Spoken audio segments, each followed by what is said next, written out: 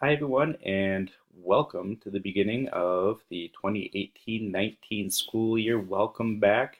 For all the rest of you that weren't here last week, we are excited to see you and get our year off to a good start.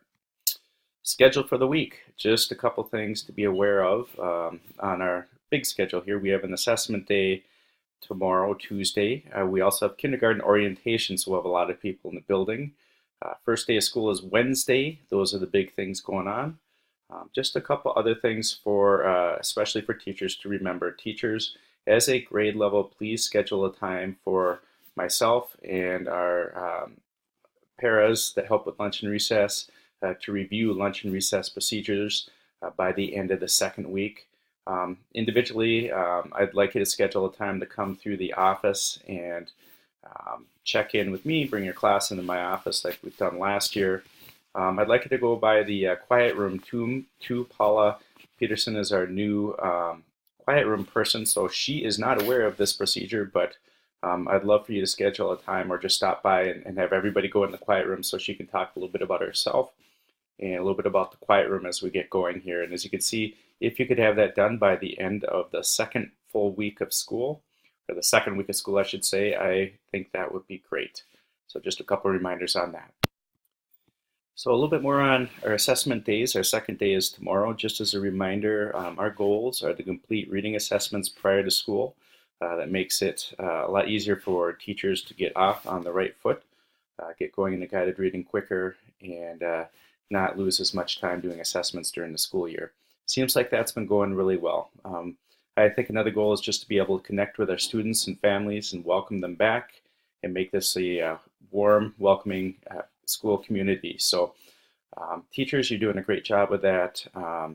Non-classroom teachers, you are doing a great job with that too, meeting people at the door. And I'd also say we want to make sure they have their able to access their things online through the hub and things like that. So there's a lot of different goals going on there.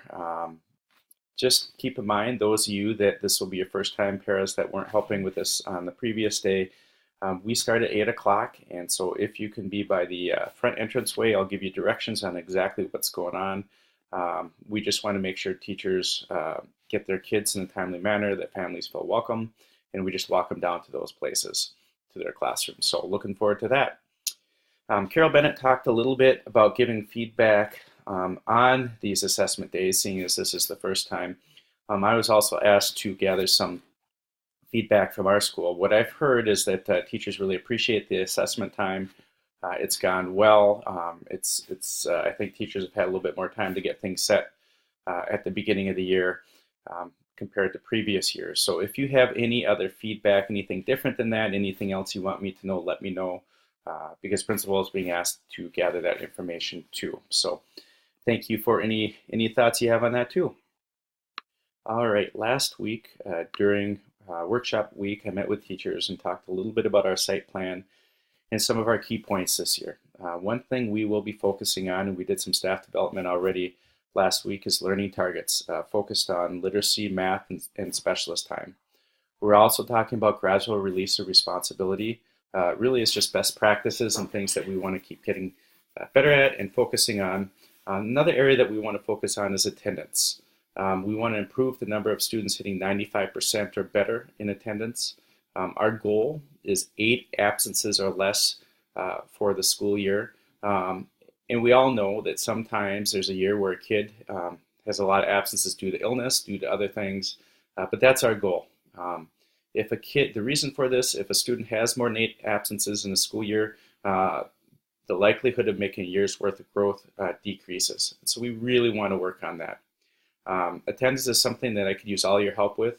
We want to do our best to make sure that kids feel connected to our school, and I think we do a good job with that.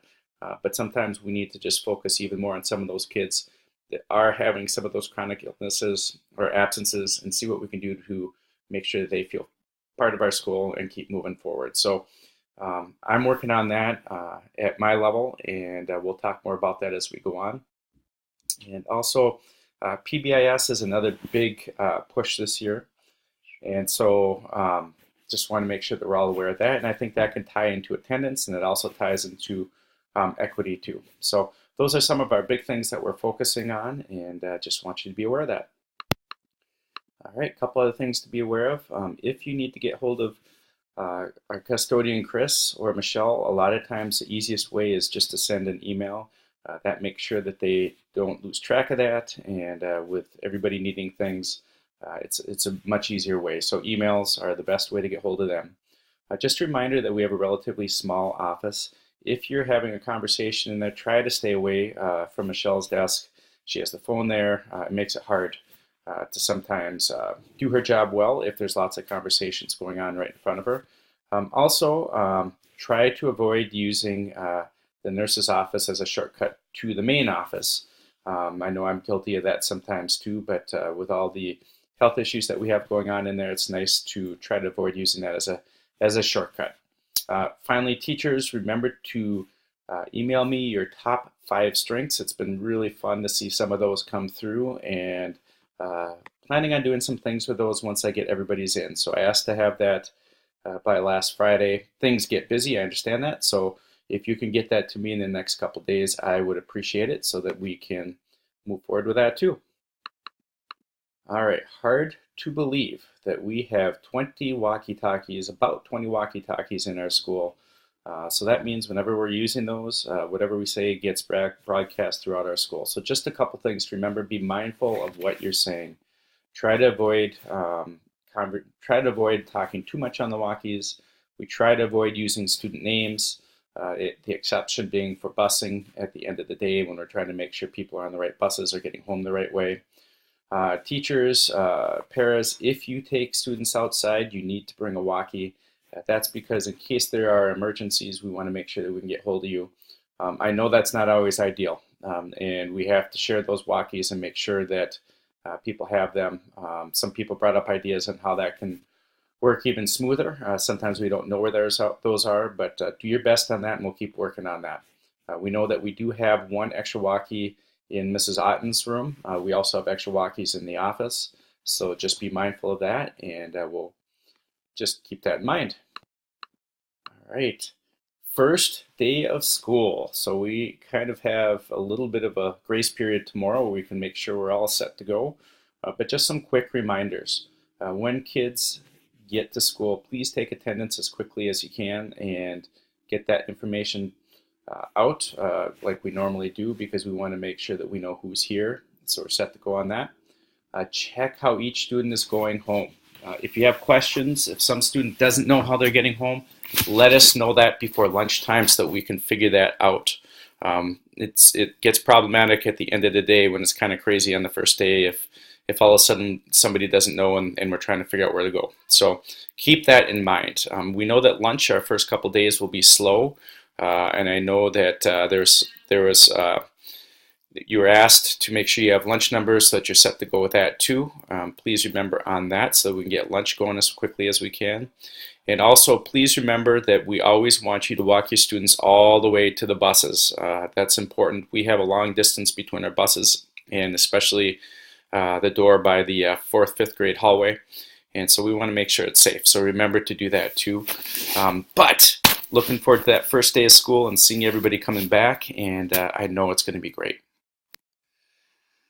Finally, Westwood committees. I asked people to sign up for something. You can see that there's a number of committees that could really use some help on our math committee.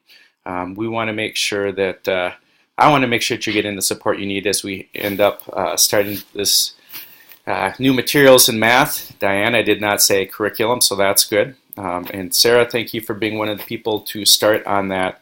And what does that mean for math? Just we're going to be looking at what we can do to support you as teachers as we do some different things in math here. So take a look at this, and I will put a copy of this in the staff lounge so that you can sign up. If you're not on something right now, I really encourage you to do that. We have some people that are on a lot of things. I appreciate that. But we all have different strengths, and I think we can all do something on one of these committees that's going to help us move forward as a whole community and for our students. So that's all I have. Holy cow, 9 minutes, 50 seconds and counting here. It's a longer screencast. I hope you all are having a great weekend and looking forward to seeing you all tomorrow. it is going to be a great year, and can't wait to see our kids coming in. Take care. See you soon.